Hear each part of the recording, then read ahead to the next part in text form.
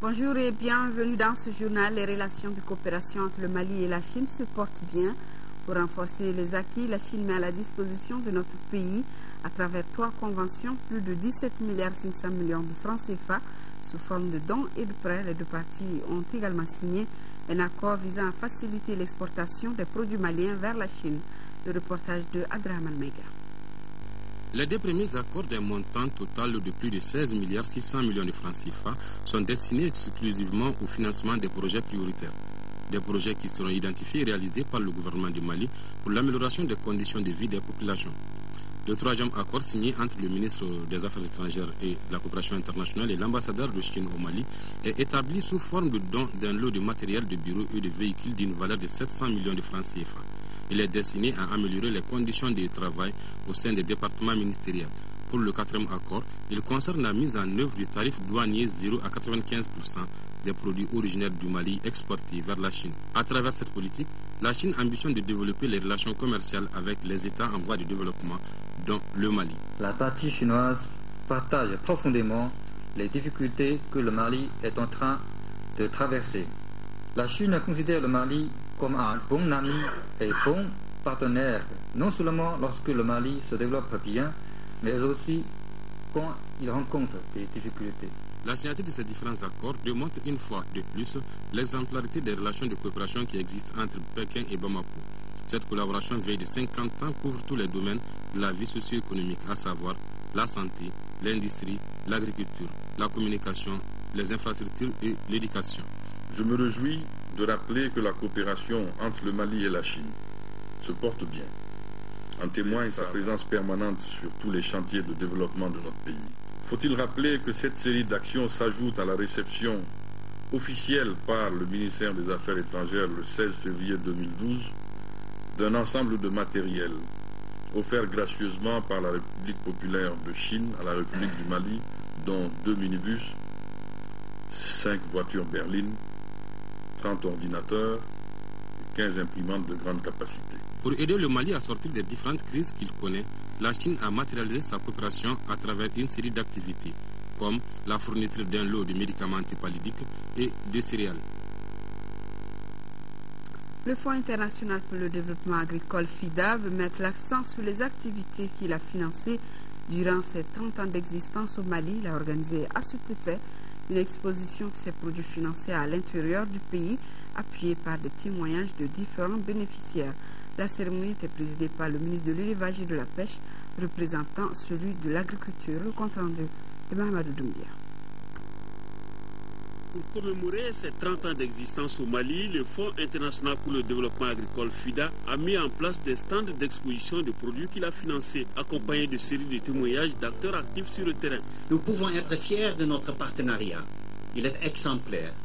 Nous avons depuis le début travaillé en bonne intelligence, s'écoutant les uns les autres, bâtissant ensemble au fil des ans. Et je profite de cet événement pour vous remercier, vous les Maliennes et les Maliens, pour saluer votre sens de la collaboration, votre compréhension, votre intelligence des relations humaines. Parmi les partenaires bénéficiaires, on retient entre autres le FODESA, le Fonds de développement en zone sahélienne, le programme de microfinance rurale, le projet d'investissement des régions du nord du Mali, PIDRN, et le projet intégré de développement de la région de Kidal. La partie malienne est d'autant satisfaite que le FIDA a pu de tout temps s'inscrire au nombre des rares partenaires qui sont restés aux côtés du Mali au moment des grandes crises. Qu'il en soit vivement félicité. Les motifs de satisfaction sont d'autant légitimes que les résultats engagés sur le terrain sont éloquents. Les aménagements hydro-agricoles, PIV, PPM, MAR et LAC ont permis de booster la production et par conséquent, les revenus des populations ont sensiblement augmenté. La réalisation de puits, forages, SESCOM, et écoles et la bonne gestion des équipements ont permis l'accès des populations à ces infrastructures socio-économiques de base.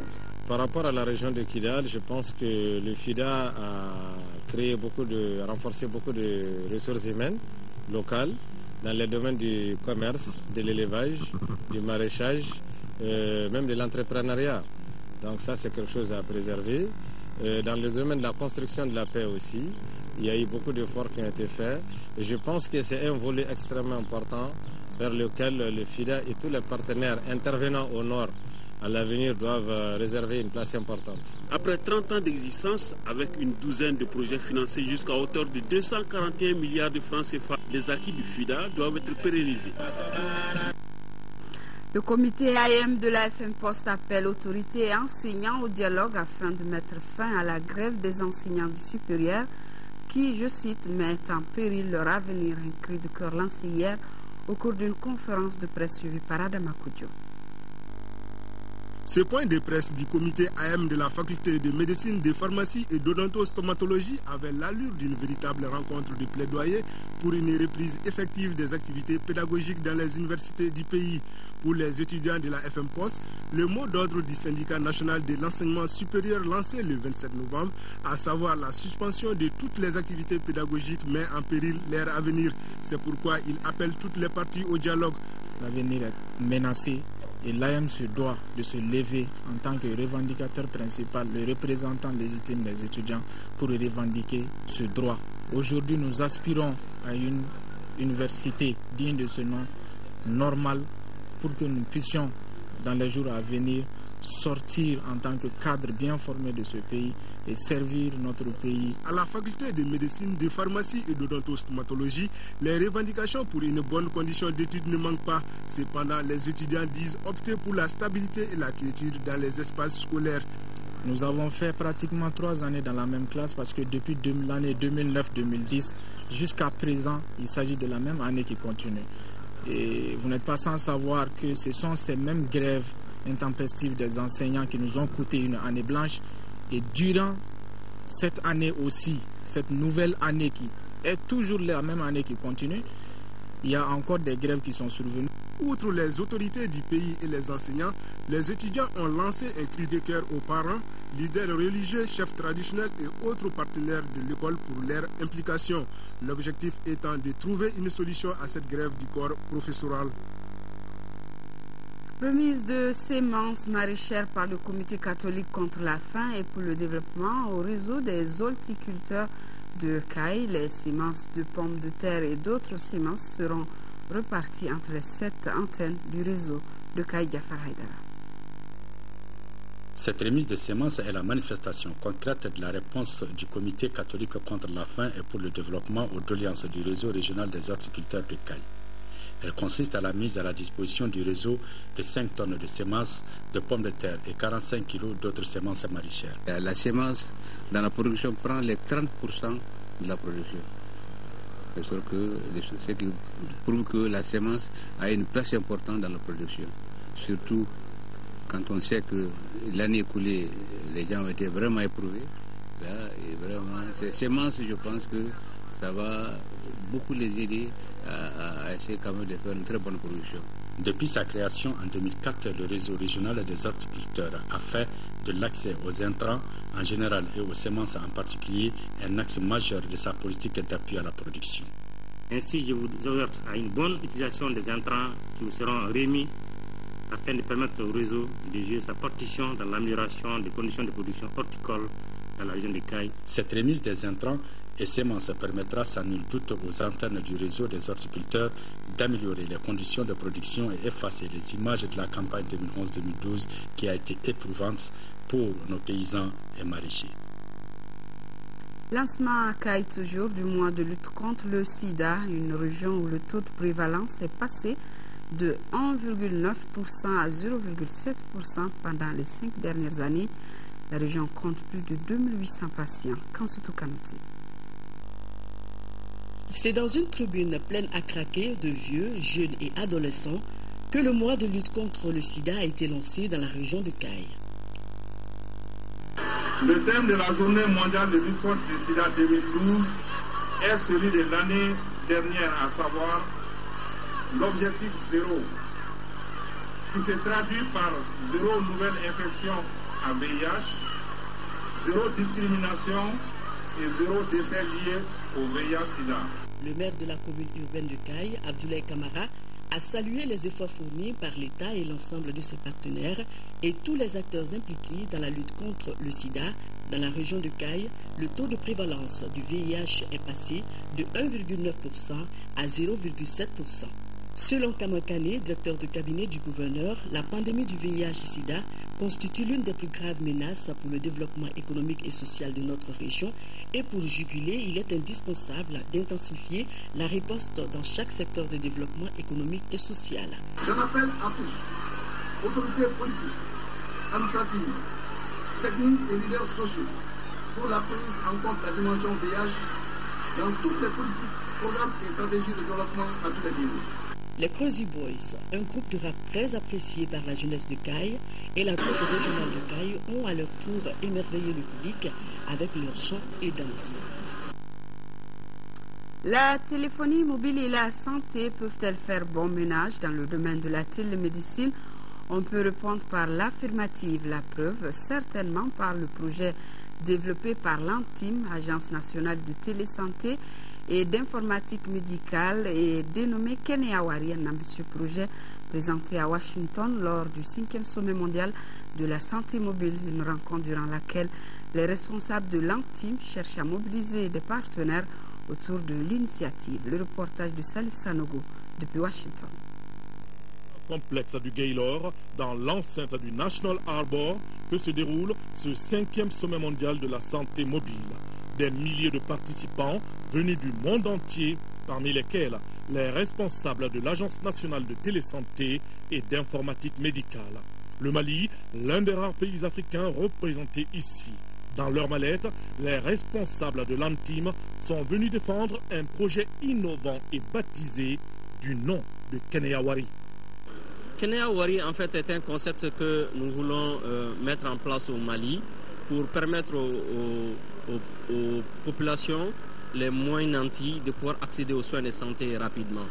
Alors, le concept, c'est quoi? C'est que tout le monde a aujourd'hui un téléphone mobile à la maison. Donc, nous voulons utiliser le téléphone mobile comme un compte bancaire qui contient de l'argent, mais pas n'importe quel argent. C'est de l'argent que tu ne peux dépenser exclusivement que pour acheter des soins de santé ou des prestations de services de santé. Avec Keneawari, c'est la téléphonie mobile qui va jouer le rôle d'assurance maladie pour les usagers. D'ores et déjà, le projet semble avoir du succès auprès des partenaires potentiels. Nous sommes ici pour nouer vraiment des partenariats, créer un consortium autour du projet Keneawari. Alors, ce consortium déjà a des membres, des gens qui ont annoncé qu'ils vont participer avec nous à ce projet. La présence de l'ANTIM à Washington, c'est le signe que le Mali joue de plus en plus un rôle prépondérant dans l'application et la vulgarisation des TIC au service de la médecine. Un clin d'œil à tous nos téléspectateurs de Washington à travers Salif Sanogo. L'actualité du monde en bref et en images nous amène en Philippines, aussi en Syrie, où se poursuivent les violences. Une école frappée par un obus de mortier près de Damas en Syrie. 9 élèves et un professeur ont été tués selon la télévision d'État. Un bilan confirmé par l'Observatoire syrien des droits de l'homme. De son côté, l'agence Sana dénombre 29 morts, dont 28 écoliers. Les victimes se trouvaient dans un camp de réfugiés. Une tragédie qualifiée par les autorités d'attentat terroriste. C'est le typhon le plus puissant et violent de l'année aux Philippines.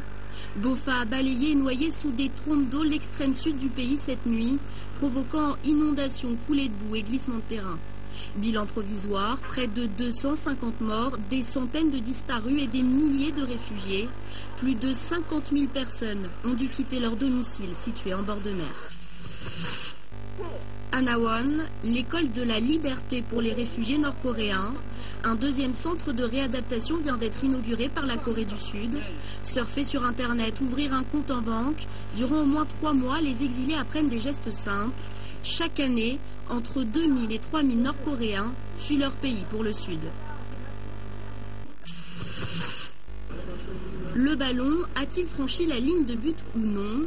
Pour seconder les arbitres, la Fédération internationale de football va recourir à la technologie.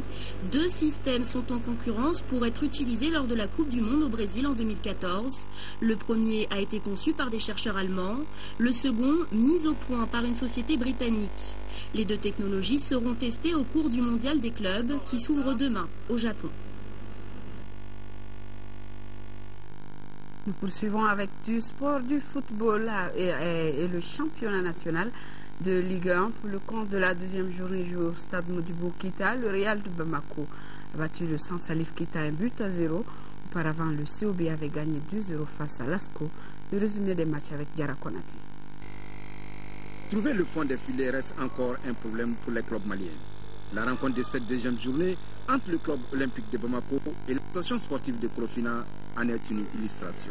Un attaquant devant le but à la réception ou maintenant quand on tire, il y a d'abord la concentration. Ensuite, les surfaces du contact du ballon pour bien cadrer. On va travailler davantage sur ce plan-là. Quand même, c'est ça le problème. Dès l'entame, les jeunes de Krofina se montrent menaçants en créant des actions dangereuses.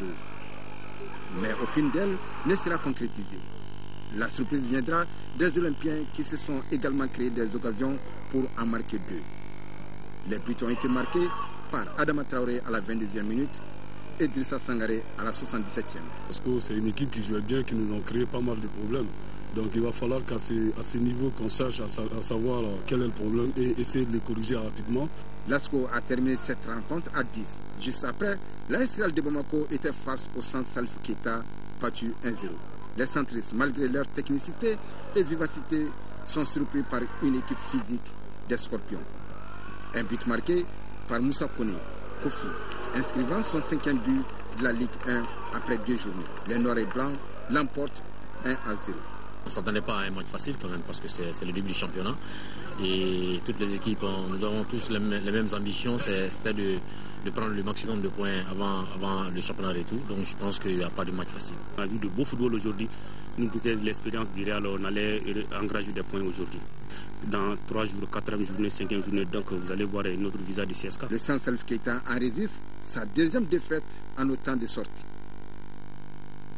C'est la fin de cette édition. Prochain rendez-vous de l'info, 18h-20h, une présentation de Aoué Touré. Merci de rester de cœur rédaction avec nos parents des régions occupées. Ne les oublions pas. Au revoir.